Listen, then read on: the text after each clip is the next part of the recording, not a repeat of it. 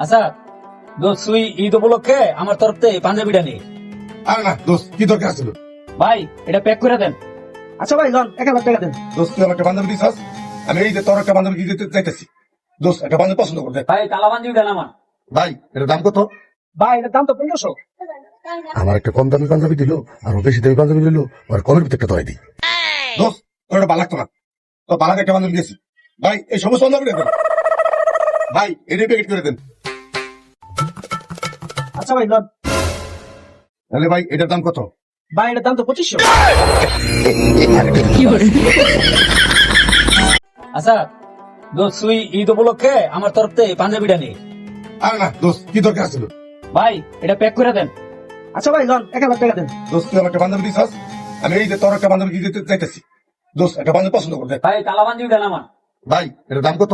ভাই এটার দাম তো 1500।